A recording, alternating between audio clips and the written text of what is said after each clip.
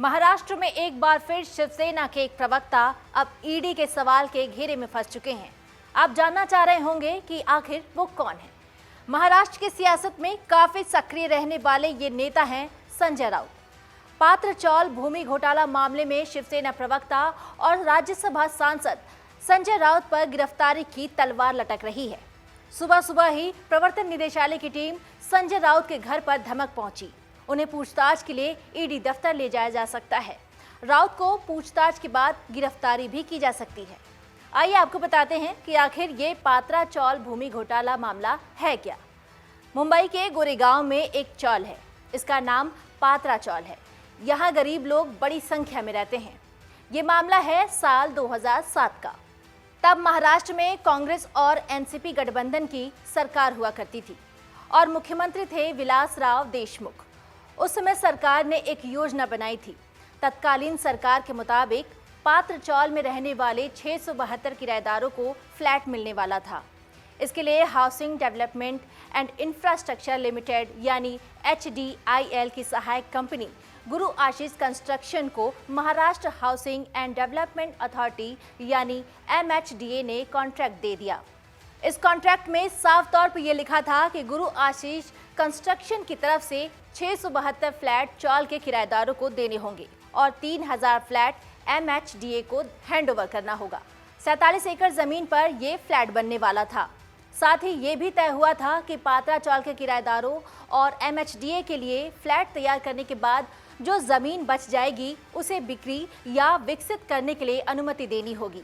इस कॉन्ट्रैक्ट के लिए सब कुछ तय हो गया था कि कौन क्या करेगा और कैसे करेगा, किसके पास कौन सी जिम्मेदारी होगी। लेकिन कॉन्ट्रैक्ट लेने वाली फर्म गुरु आशीष कंस्ट्रक्शन ने ऐसा नहीं किया। फर्म ने न तो चौल के लोगों के लिए फ्लैट बनाए और न ही MHDA को कोई फ्लैट दिया। कंपनी ने ये जमीन 8 अन्य बिल्डरों को 1034 करोड़ रुपए में बेच दी। इसका मतलब साफ है कि जमीन को लेकर एक बड़ा घोटाले को अंजाम दिया गया। इस घोटाले में गुरु आशीष कंस्ट्रक्शन और housing development and infrastructure limited यानी HDIL के लोगों की भी मिलीभगत थी। ये कंपनी देश के चर्चित PMC घोटाले में भी शामिल है। कंपनी के डायरेक्टर ने अपने और अपने परिवार के सदस्यों के नाम पर बैंक कर्मचारियों को और अफसरों के साथ मिलकर फर्जी तरीके से लोन लिया। फिर कंपनी के NPA को खत्म करने के लिए 250 करोड़ रुपए का फेक डिपॉजिट बैंक में दिखाया गया। इसके बाद बैंक ने फिर से NPA वाली कंपनी HDIL को फ्रेश लोन दिया। अब आप सोच रहे होंगे कि इस घोटाले में शिवसेना सांसद संजय राउत का नाम क्यों लिया जा रहा है। तो आइए आपको बताते हैं कि आखिर संजय राउत का इस मामले से कैसे लेना देना है। जिस HDIL ने ये दोनों घोटाले किए थे उसके डायरेक्टर प्रवीण राउत सारंग वधावन राकेश वधावन हैं। प्रवीण राउत और सारंग को साल 2020 में प्रवर्तन निदेशालय ने गिरफ्तार किया था। उस दौरान दोनों ने ही पूछताछ में संजय राउत का नाम भी लिया था। पूछताछ में इस घोटाले से संजय राउत का कनेक्शन होते दिखाई पड़ा। HDIL के डायरेक्टर प्रवीण राउत शिवसेना सांसद संजय राउत के दोस्त हैं। आपको बता दें कि बहुचर्चित PMC बैंक घोटाला मामले में भी प्रवीण का नाम भी सामने आ चुका है और ये बात भी सामने आ रही है कि प्रवीण राउत की पत्नी माधुरी ने संजय राउत की पत्नी वर्षा को 55 लाख रुपए का ब्याज मुक्त कर्ज दिया था, जिसका इस्तेमाल राउत परिवार ने दादर में एक फ्लैट खरीदने के लिए किया था। इसे लेकर प्रवर्तन निदेशालय ने संजय राउत की पत्नी वर्षा और प्रवीण राउत की पत्नी माधुरी राउत के बयान भी दर्ज कर चुकी है। संजय राउत के दोस्त प्रवीण राउत के खाते में 2010 में 95 करोड़ रुपए आए थे। ये रकम उन जमीनों को बेचकर मिली थी जिस जमीन पर गरीबों के लिए फ्लैट बनने वाले थे। इस मामले में सुजीत पटकार का भी नाम सामने आया है। ईडी ने सुजीत के घर पर भी छापेमारी की थी। सुजीत का भी कनेक्शन संजय राउत से जुड़ा हुआ पाया गया और संजय राउत की बेटी की एक फर्म में सुजीत पटकार पार्टनर भी हैं। सुजीत पटकार की पत्नी और संजय राउत की पत्नी वर्षा ने एक साथ मिलकर अलीबाग में जमीन खरीदी। ईडी की जांच में सामने आया कि ये जमीन भी उसी घोटाले के पैसे से ली गई थी। आपको बता दें कि कोरोना काल में सुजीत को मुंबई और पुणे में कई कोरोना सेंटर्स का भी कॉन्ट्रैक्ट मिला था। तब बीजेपी नेता किरीट सोमैया ने इन केंद्रों पर अनियमितता का आरोप लगाया था।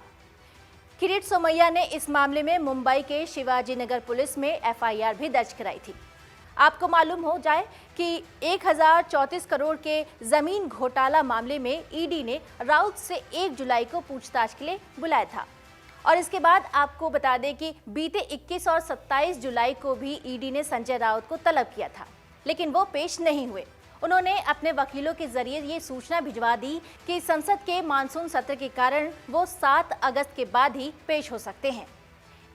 इस मामले में ईडी पहले ही दादर और अलीबाग में राउत की संपत्तियों को कुर्क कर चुकी है। तो वहीं पात्रा चौल भूमि घोटाला मामले में गवाह सपना पातकर को जान से मारने की धमकी मिली थी, जिसके बाद मुंबई पुलिस ने केस दर्ज किया और इस मामले में शिवसेना सांसद संजय राउत का नाम भी शामिल है। आरोप है कि सपना को धमकी भरा ऑडियो क्लिप संजय राउत ने भिजवाया था। गवाह सपना पातकर को धमकी मिली थी कि वो बयान वापस ले ले। धमकी भरी चिट्ठी में ये भी लिखा था कि वो बयान में कहे कि पहले कही गई बातें उन्होंने बीजेपी नेता किरीट सोमैया के दबाव में आके कही थी। वहीं शिवसेना सांसद संजय राउत पर सपना पाटकर के साथ गाली गलौज करने का भी आरोप लगा है। इसका एक ऑडियो भी वायरल हुआ था। उनकी शिकायत पर मुंबई पुलिस ने मामला दर्ज तो कर लिया था। बहरहाल ईडी की कार्रवाई वाली तलवार संजय राउत पर अभी भी लटक रही है। माना जा रहा है कि इस पात्रा चौल भूमि घोटाले के मामले में कोई बड़ी कार्रवाई हो सकती है। अब आगे क्या होता है ये तो आने वाला वक्त ही बताएगा। डाउनलोड करें अमर उजाला ऐप और पाएं खबरें लगातार। अगर आप ये वीडियो YouTube पर देख रहे हैं तो हमारे चैनल को सब्सक्राइब करें और बेल आइकन को दबाना ना भूलें। अगर आप Facebook पर ये वीडियो देख रहे हैं तो हमारे पेज को लाइक करें।